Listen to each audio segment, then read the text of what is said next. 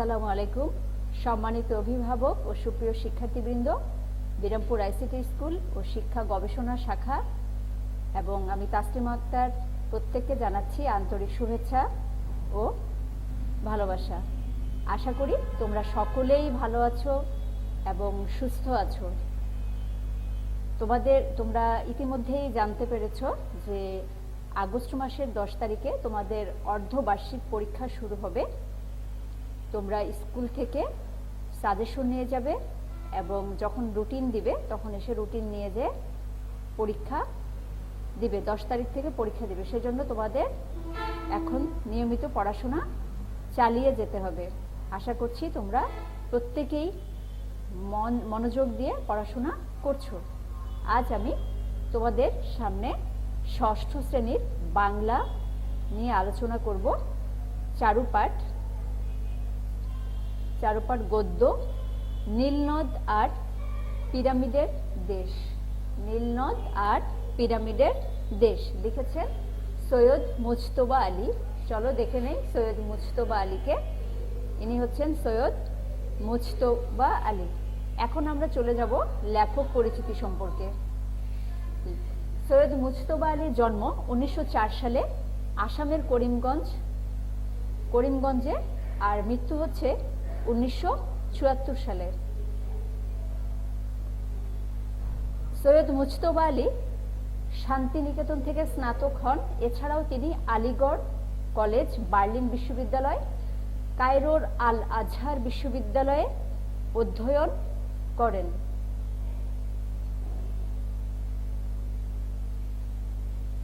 রম্য রচয়িতা হিসেবে বাংলা সাহিত্যে খ্যাত এই লেখকের উল্লেখযোগ্য গ্রন্থগুলো হচ্ছে শবনম, দেশে বিদেশে, পঞ্চতন্ত্র, চাচা কাহিনী, জলে ডাঙ্গায় ইত্যাদি। এখন আমরা দেখে নিব শব্দার্থ ও টিকা। চলো দেখে নেই শব্দার্থ টিকা। নিষ্প্রভ। নিষ্প্রভ শব্দের অর্থ হচ্ছে প্রবাহহীন বা দীপ্তিহীন। প্রবাহহীন বা দীপ্তিহীন। আবজাব। আবজাব শব্দের অর্থ গিসগিস বা ঠাসাঠাসি। গিসগিস বা ঠাসাঠাসি। ভুতুড়ে। ভুতুড়ে শব্দের অর্থ হচ্ছে ভূত প্রেত সম্পর্কিত বা রহস্যময়। ভূত প্রেত সম্পর্কিত বা রহস্যময়। জাত বেজাত। নানা জাতি। জাত বেজাত মানে হচ্ছে নানা জাতি। ক্যারাভান। ক্যারাভান শব্দের অর্থ কাফেলা। অতি রমণীয়। অতি রমণীয়, খুব সুন্দর। নিষ্কৃতি। নিষ্কৃতি শব্দের অর্থ নিস্তার, রেহাই বা অব্যাহত। কীর্তিস্তম্ভ। মহৎ অবদান স্মরণে নির্মিত সৌধ। মহৎ অবদান স্মরণে নির্মিত সৌধ। হুড়মুড়। হুড়মুড় মানে হচ্ছে ঠেলাঠেলি করে ঢোকা বা বের হওয়ার ভাব নির্দেশক। হুড়মুড় মানে হচ্ছে ঠেলাঠেলি করে ঢোকা বা বের হওয়ার ভাব নির্দেশক। পূর্বাভাস। ভাবী ঘটনার সংকেত। পূর্বাভাস মানে হচ্ছে পূর্বের আভাস, মানে হচ্ছে ভাবী ঘটনার সংকেত, যা ঘটবে তার সংকেত। গন্ডা। গন্ডা মানে হচ্ছে চারটি। চন্দ্রাস্ত। চাঁদের অস্ত যাওয়া। চন্দ্রাস্ত মানে হচ্ছে চাঁদের অস্ত যাওয়া। তামাম। সমস্ত বা পুরো। সমস্ত বা পুরো। অরুণোদয়। অরুণোদয় সূর্যের উদয়। অরুণোদয় মানে হচ্ছে সূর্যের উদয়। ক্যাবারে। ক্যাবারে শব্দটির অর্থ হচ্ছে নাচ ঘরে।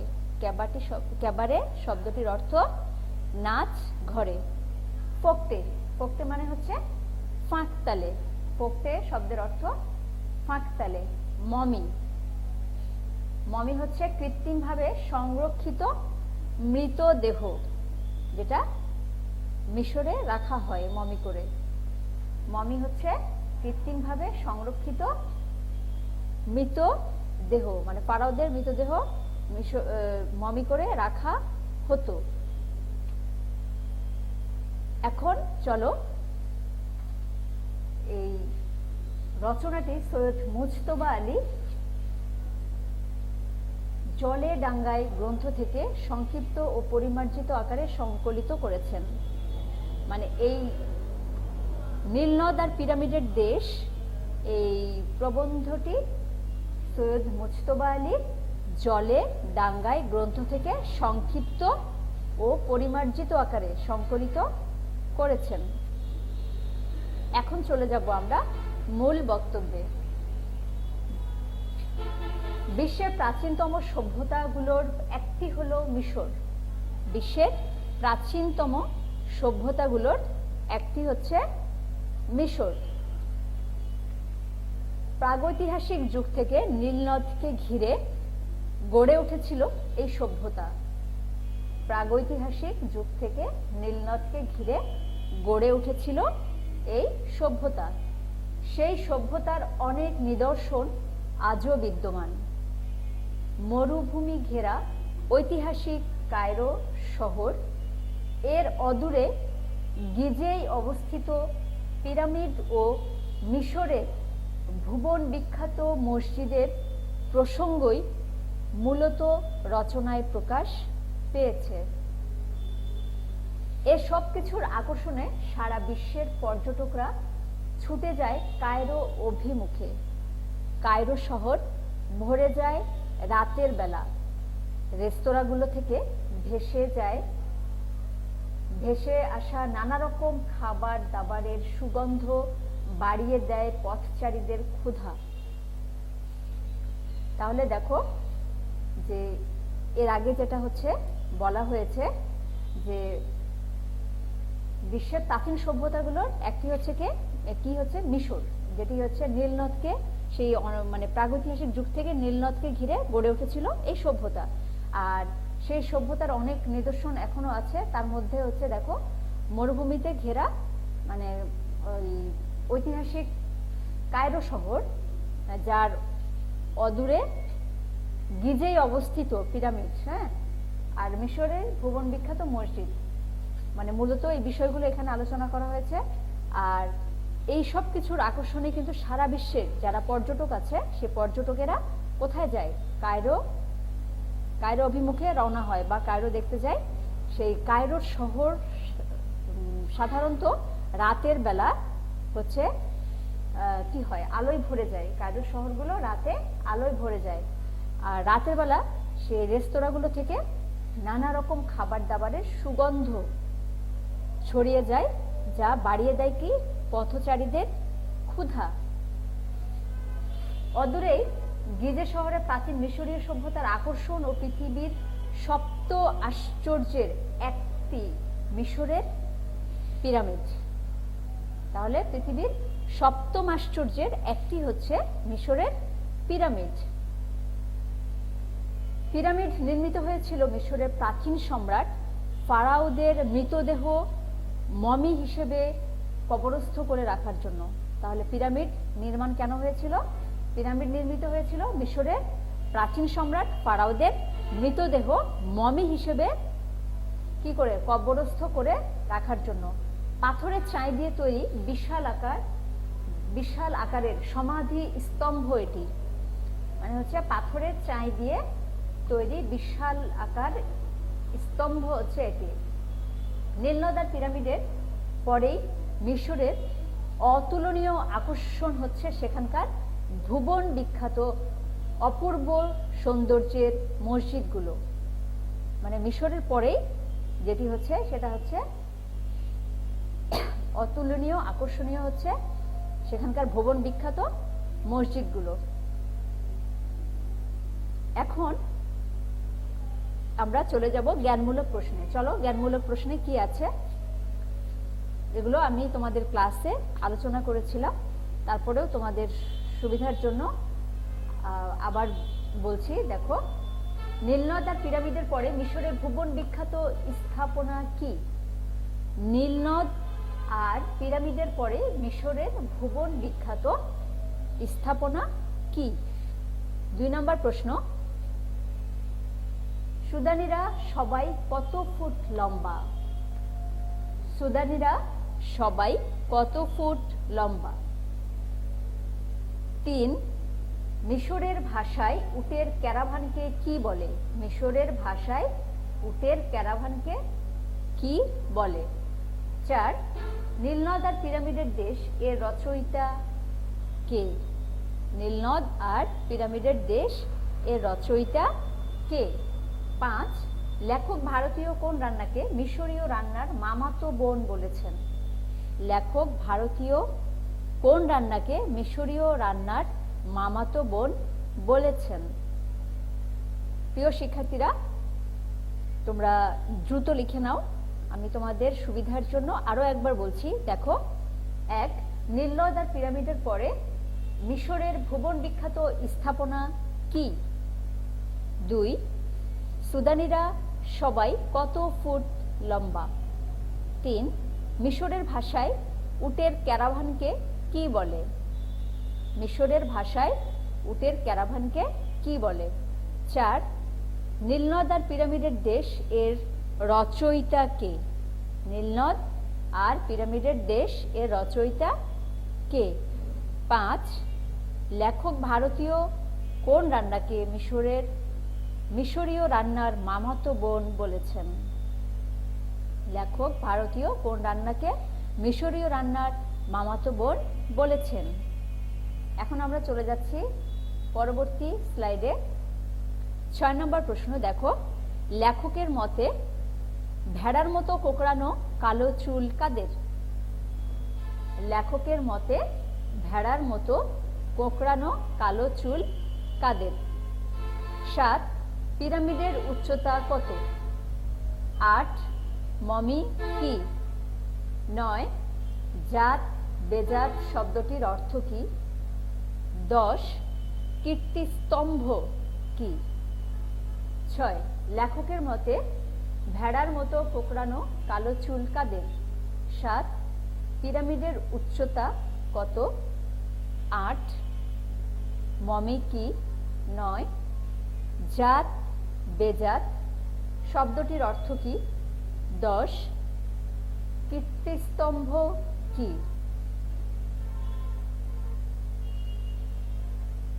এখন চলে যাচ্ছি অনুধাবনমূলক প্রশ্নে। 1 নম্বর প্রশ্ন দেখো, জল জল দুটি ছোট সবুজ আলো বলতে লেখক কি বলেছেন? তাহলে জল জল দুটি সবুজ আলো বলতে লেখক কি বলেছেন? 2, ফারাওরা কেন পিরামিড তৈরি করেছিলেন? ফারাওরা কেন পিরামিড তৈরি করেছিলেন? 3, লেখক নিগ্রোদের অতি খানদানি বলেছেন কেন? লেখক নিগ্রোদের অতি খানদানি বলেছেন কেন? 4, কায়রোকে নিশাচর শহর বলার কারণ ব্যাখ্যা করো। 5, লেখকের প্রাণ ঝোল ভাতের জন্য কাঁদছিল কেন? প্রিয় শিক্ষার্থীরা, আমি আবারও বলছি, তোমরা তাড়াতাড়ি করে লিখে নাও। 1 নম্বর প্রশ্ন দেখো, জল জল দুটি ছোট সবুজ আলো বলতে লেখক কি বলেছেন? 2, ফারাওরা কেন পিরামিড তৈরি করেছিলেন? 3, লেখক নিগ্রোদের অতি খানদানি বলেছেন কেন? লেখক নিগ্রোদের অতি খানদানি বলেছেন কেন? 4, কায়রোকে নিশাচর শহর বলার কারণ ব্যাখ্যা করো।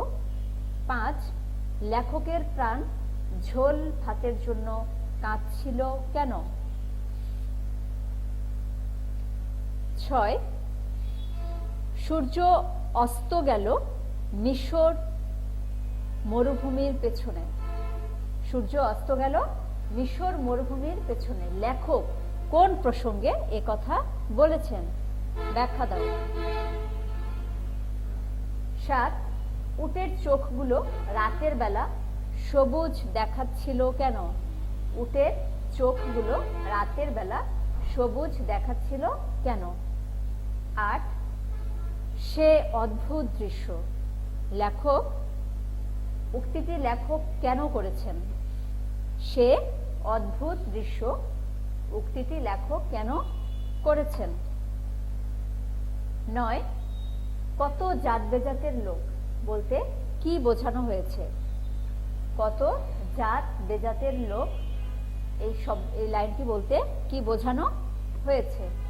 দূর দূরান্ত থেকে পর্যটকদের মিশরে ছুটে আসার কারণ ব্যাখ্যা করো বা বর্ণনা করো। মানে দূর দূরান্ত থেকে পর্যটকরা কেন মিশরে ছুটে আসে তার কারণ বর্ণনা করো। 11 সেগুলোই ভুবন বিখ্যাত, পৃথিবীর সপ্তাশ্চর্যের অন্যতম। উক্তিটি দ্বারা কি বোঝানো হয়েছে? সেগুলোই ভুবন বিখ্যাত, পৃথিবীর সপ্তাশ্চর্যের অন্যতম। উক্তিটি দ্বারা কি বোঝানো হয়েছে? তাহলে প্রিয় শিক্ষার্থীরা, আমি তোমাদের লেখার সুবিধার জন্য অনুধাবন মূলক প্রশ্নগুলো আরো একবার পড়ে শোনাচ্ছি। দেখো, জল জল দুটি ছোট সবুজ আলো বলতে লেখক কি বলেছেন? 2 ফারাওরা কেন পিরামিড তৈরি করেছিলেন? 3 লেখক নিগ্রোদের অতি খানদানি বলেছেন কেন? 4 কায়রোকে নিশাচর শহর বলার কারণ ব্যাখ্যা করো। 5 লেখকের প্রাণ ঝোল ভাতের জন্য কাঁদছিল কেন? 6 সূর্য অস্ত গেল মিশর মরুভূমির পিছনে, লেখক কোন প্রসঙ্গে এ কথা বলেছেন বর্ণনা করো। 7 উটের চোখগুলো রাতের বেলা সবুজ দেখাচ্ছিল কেন? 8 সে অদ্ভুত দৃশ্য উক্তিটি লেখক কেন করেছেন? 9 কত জাত বেজাতের লোক বলতে কি বোঝানো হয়েছে?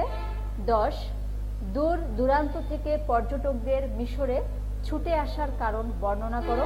11 সেগুলোই ভুবন বিখ্যাত, পৃথিবীর সপ্তাশ্চর্যের অন্যতম। উক্তিটি দ্বারা কি বোঝানো হয়েছে?